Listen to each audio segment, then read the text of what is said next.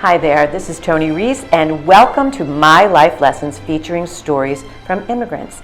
Today, my guest is Rubina Tareen. Welcome, Rubina, to the project. Thank you for having me. You are quite welcome. So, take a moment and tell us just a little bit about yourself. Well, I am a mother of 5 amazing grown-up children. I'm also a grandmother of 2 beautiful boy and a girl, and I am a part-time chaplain serving as an interfaith chaplain at Alvernia University, which I love doing it. And I'm also I'm a community activist. I do a lot of work on a community level, and especially on an interfaith level. Thank you for taking the time to be here. Thank you. Let's go into the project. Okay. When did you immigrate to the United States, and what country are you from? I was born in Pakistan. I came to United States in 1974, May 13th, and landed in New York. Okay, and what was your reason for coming here, and was it an easy process for you? I came to America, got married to my late ex-husband, who was already in New York City doing his residency, medical residency, and it was an easy process. We had in the 70s, also 60s, there were a lot of immigrants on many Asian countries. We call that like the brain drain era, that where America just went around recruiting doctors, engineers, scientists, and it was needed. And this was when the immigrants were really welcome and process was easy. I had no issues getting to the United States. What do you remember most about that time, that process? What sticks into your mind the most? I mean, I was young and naive, so I was excited. My late ex-husband, who were a family friend, he was already here, and it was a semi-arranged marriage, even though I knew him, I knew the family. But it was suggested by my parents, and he went back and we met and kind of courted with the family presence or chaperoned. Then he applied, we got married, he applied. I think within 3 months I was in the United States and was really welcomed amazingly at the JFK, and very helpful. I didn't speak English, so I find people really very helpful, like trying to going out of their way to get me out. So it was a welcoming experience for you? Yes, very welcoming experience for me. Where do you find your greatest inspiration here in the United States? I think I find my greatest experience in diversity of the United States. I was born and raised for my teenager year in Pakistan, and even though we have a diversity of faith, but we don't have a diversity of people. Most people kind of look like me, and I was really amazed to see different, all kinds of people, even that's in the 70s. And I think another inspiration I would really like to mention, once my husband finished his residency, we moved to upstate New York.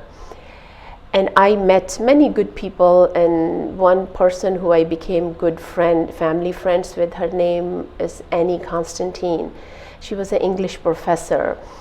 And she inspired me to learn English, because I know the English was my biggest downfall. I was a very outgoing person. I wanted to make friends. But then if you don't have the language of the country which adopts you, it's not that easy. So she inspired me to go back to college. I went to SUNY Geneseo State, New York State University. And this is how I learned my English. I mean, I'm still learning, but I think she was a great inspiration to me. Because she actually mentored you. Mentored me, exactly, and shows me the ways that, how things work in the United States. And being inspired by the diversity, what did that do for you? What did that inspiration feel like? Did that drive you to some sort of action to be inspired by the diversity? Yes, it was just the accepting of a person who is not, who doesn't look like you, or who doesn't speak your language, or who has come from a different country. I think it inspired me to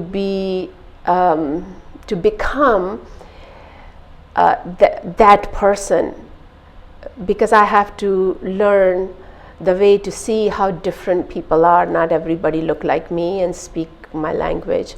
So I think there was a good outcome for my own growth. So you could pay that forward. Yes. And inspire others. Yes. So what has your greatest life lesson been? My greatest life lesson, one lesson that I have learned, and I would say maybe coming from last 15, 16 years, is that you must speak for yourself. That, nobody will really speak for you unless you speak for yourself, and don't be afraid to tell your own narrative before somebody else will be telling your narrative, because it's never be right.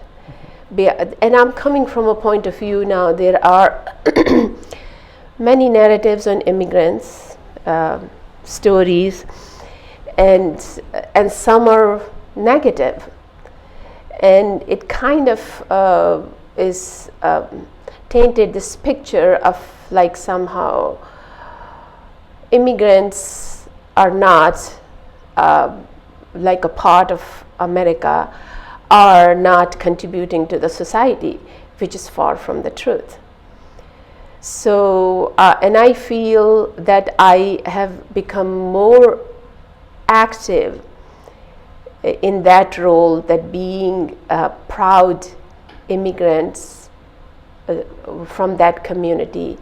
And I know there is some integration definitely has to happen when you come to a country that which takes you in, and you adopt that as your country, and you definitely have to give as a citizen of that country.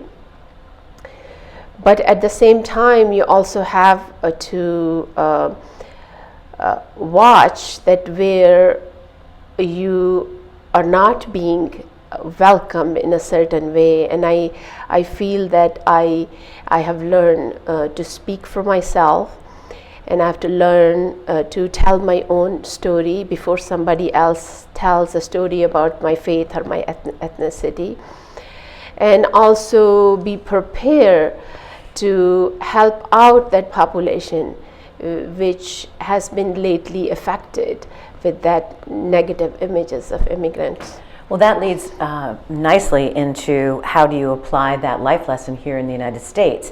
So if the life lesson is to own your own narrative, own it, but then also share it before it gets shared by someone else that has no right to share it, it's yours.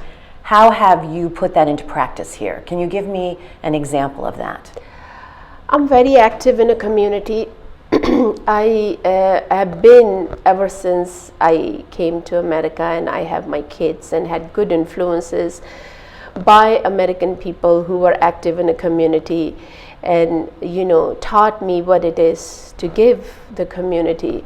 So I call myself maybe an interfaith activist, because I think the faith has been really misunderstood, the faith of Islam. I'm a Muslim, I'm a practicing Muslim, And I have taken that upon myself, becoming an interfaith chaplain and also doing interfaith program wherever I am welcome. So right now I do reach out, and people also reach out to me, different institutions like churches or synagogues or educational institution, where I'm able to go and present how I perceive Islam to be and how Islam should be represented. So I think I have I've taken that upon myself.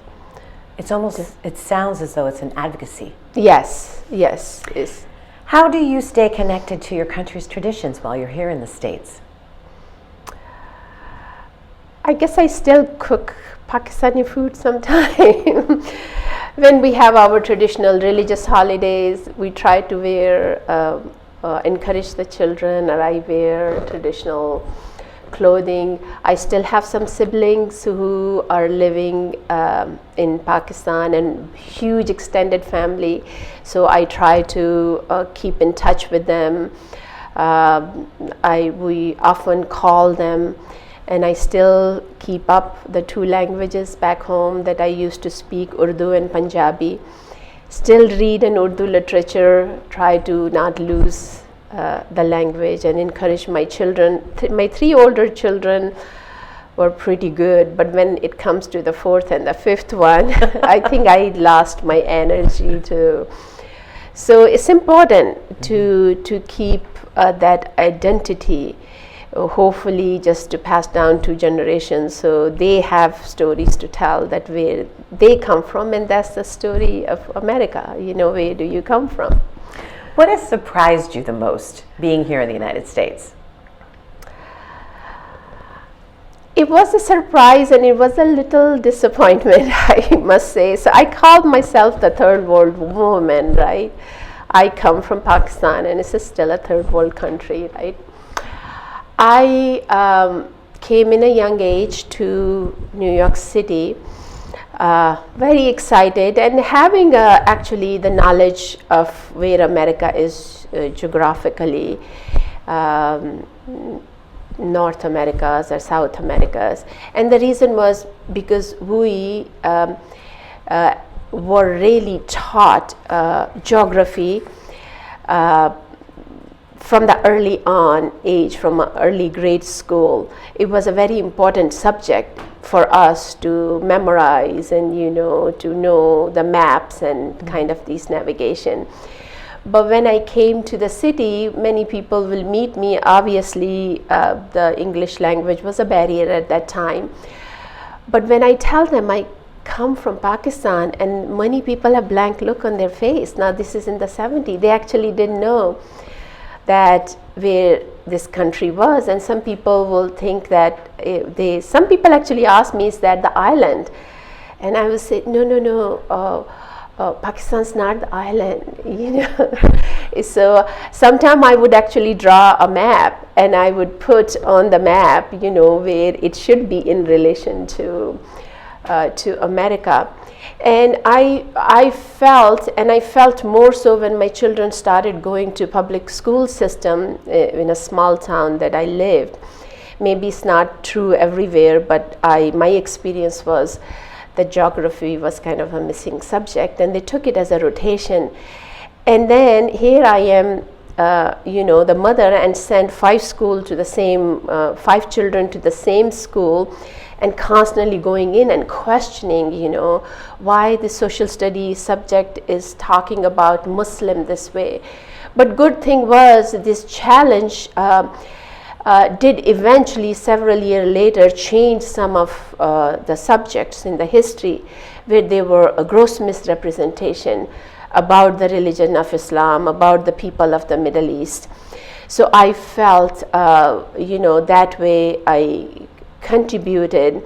And of course I was surprised, and I was disappointed in that way, that I find that American really don't have the world views. It's like we are so much taught what is America as we are going to school, unless somebody take it upon themselves. So I felt that was that's very interesting. Yeah. That is really interesting. What has brought you the most joy being here? I would say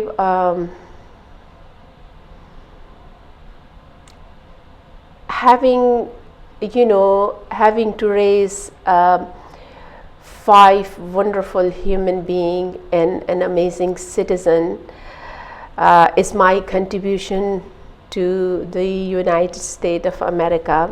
That brings me happiness, that I have very upright children that I raised, and also being able to raise them with my faith.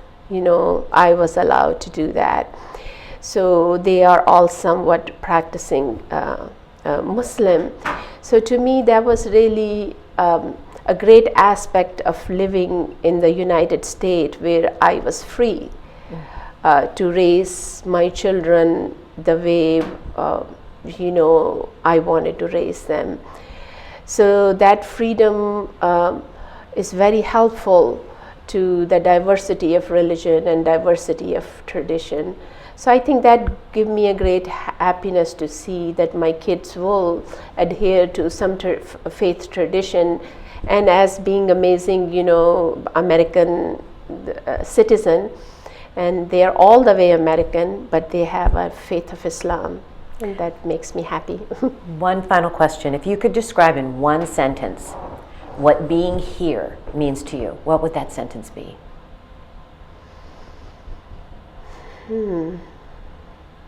This feels like home. That's wonderful. Thank you. Thank you, Rubina, You're very much welcome. for showing up for here. My Life Lessons project. Thank you. Thank you. These life lessons are made possible in part by Lyons & Hole Site Contractors and by White Star Tours.